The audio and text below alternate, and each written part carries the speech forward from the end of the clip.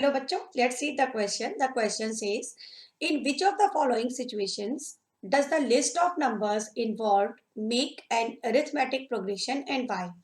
तो यहाँ पर हमें 4 सिचुएशंस दे रखी हैं और हमें ये चेक करना है कि इनको अगर हम सिंप्लीफाई करेंगे तो जो लिस्ट ऑफ नंबर्स हमें मिलेगा तो उस वो एक अरिथमेटिक प्रोग्रेशन है या नहीं। तो अरिथमेटिक प्रोग्रेशन को शॉर्ट फॉर्म में हम एपी बोलते हैं, तो हमें चेक करना है कि ये एपी है या नहीं।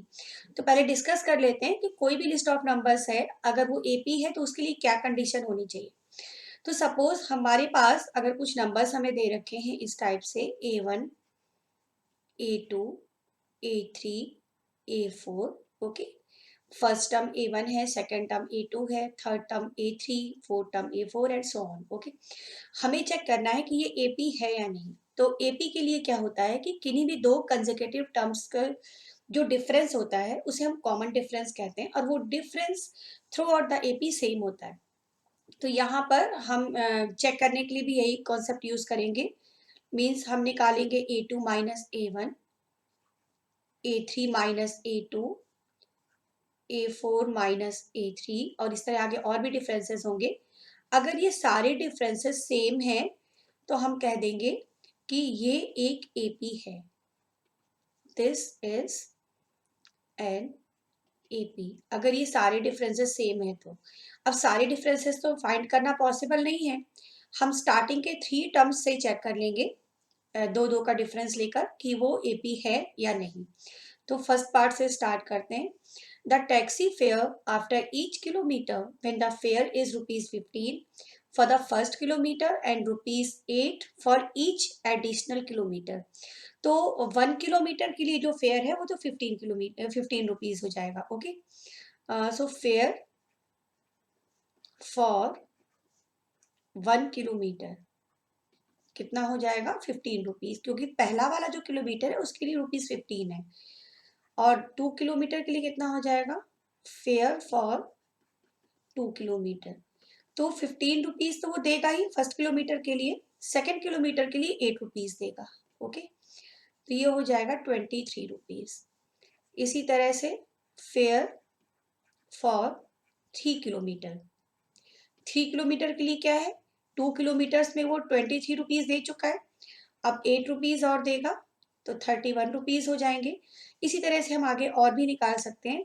तो जो लिस्ट हमें मिलेगी वो ये हो जाएगी 15, 23, 31 एंड सो ऑन। अब इसके लिए हमें एपी चेक करना है, तो हम क्या करें A2 माइनस A1 निकाल लें।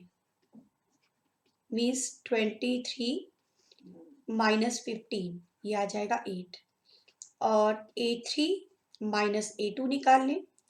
Means 31 minus 23। तो 31 माइनस 23 ये भी 8 हो जाएगा, ठीक है ना। एक सेकेंड, 31 माइनस 23 ये भी हो जाएगा 8, तो ये दोनों सेम आ गए ना। So this is an AP. इसका मतलब हो जाएगा कि ये एक एपी है क्योंकि ये दोनों ही सेम है, ठीक है। तो ये हमारा फर्स्ट पार्ट हो गया।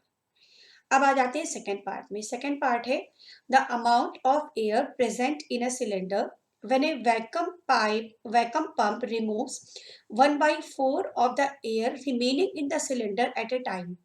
किसी भी टाइम पर सिलेंडर में कितनी एयर प्रेजेंट है ये हमें निकालना है और वैक्यूम पंप क्या कर रहा है, उस टाइम पर जितनी भी एयर है वो उसका 1/4 क्या करता है, रिमूव कर देता है। तो स्टार्ट करते हैं। तो हमने ये मान लिया सेकेंड पार्ट के लिए कि अमाउंट ऑफ जो इनिशियल अमाउंट है एयर का वो x है।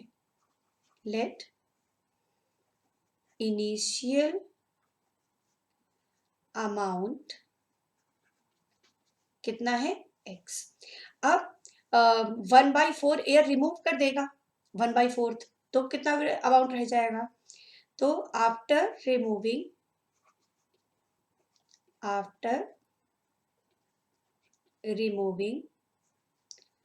1/4 ऑफ एयर अमाउंट कितना हो जाएगा, अमाउंट हो जाएगा x था, x से x का 1/4 मीन्स x/4 रिमूव हो गया, तो ये आ गया 3x/4। अब उसके बाद 3x/4 अमाउंट रह गया। अब इस 3x/4 से 1/4 ऑफ 3x/4 फिर से रिमूव हो जाएगा। ओके, तो आफ्टर रिमूविंग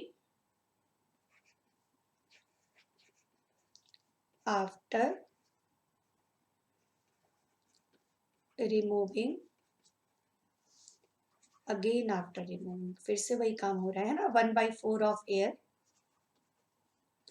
अमाउंट हो जाएगा आपकी बार हमारा। अब की बार अमाउंट 3x/4 था, इसका 1/4 हो गया रिमूव। 3x/4 कॉमन कर लेते हैं, तो ये क्या बचा 1 - 1/4। 1 - 1/4 हो जाएगा 3/4। ठीक है, 3/4 सब्ट्रैक्ट मल्टीप्लाई कर लेंगे तो 9x/16।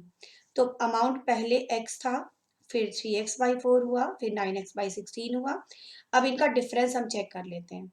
ठीक है, x 3x/4 9x/16, 3x/4 9x/16, यही तो हमारी लिस्ट हो गई। अब डिफरेंस निकाल लेते हैं। पहले a2 minus a1 means 3x/4 minus x, LCM ले लेंगे तो 3x minus 4x means minus x/4, इतना है ना, ये डिफरेंस आ गया a2 और a1 का। अब निकाल लेते हैं a3 minus a2, 9x/16 minus 3x/4, LCM आएगा 16, तो 9x माइनस 4 4 सा 16 और ये 12। तो अब की बार आ गया ये डिफरेंस -3x/16। तो ये डिफरेंस हम देख रहे हैं ना कि सेम नहीं है। a2 minus a1 is not equal to a3 minus a2. This means this is not an AP. Okay, तो ये हमारे दो पार्ट्स हो गए। थर्ड पार्ट है the cost of digging a well after every metre of digging when it cost ₹150 for the first meter and rises by ₹50 for each subsequent meter. Means पहले वाले metre के लिए जो फर्स्ट मीटर के लिए cost है वो कितनी है, ₹150 है। तो कॉस्ट फॉर 1 मीटर है, थर्ड पार्ट में आ जाते हैं, कॉस्ट ऑफ 1 मीटर है ₹150। Okay, cost of digging for first metre ये है ₹150। अब 2 मीटर के लिए कितनी हो जाएगी, कॉस्ट ऑफ 2 मीटर, 2 मीटर के लिए फर्स्ट वाले के लिए तो 150 है ना। उसके बाद ₹50 एक्स्ट्रा उसका हर बार ₹50 बढ़ जाते, तो ये हो गया ₹200।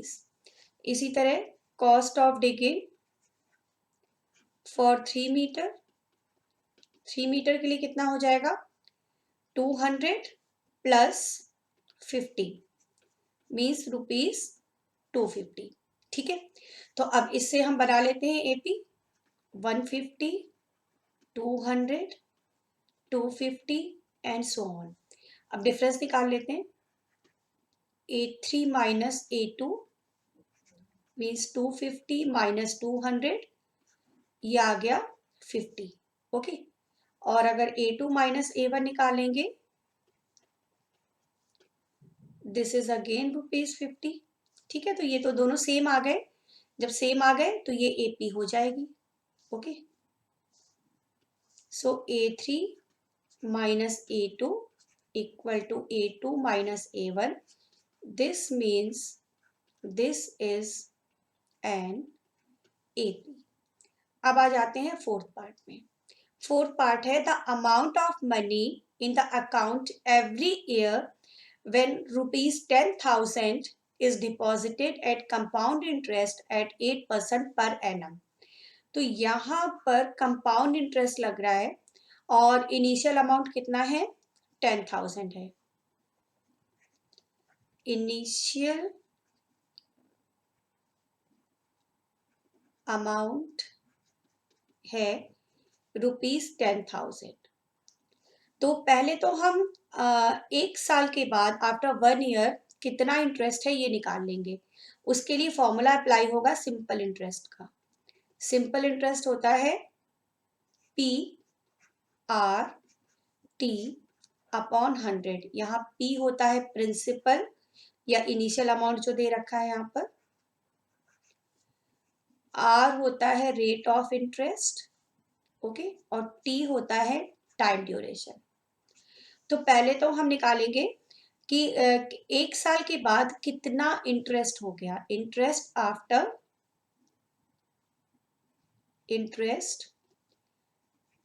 After 1 year. तो 1 ईयर के बाद कितना इंटरेस्ट हो गया, पी आर दे रखा है 8 है ना, और टाइम है 1 अपॉन 100। तो 2 zeros कैंसिल हो जाएंगे, ये आ जाएगा 800।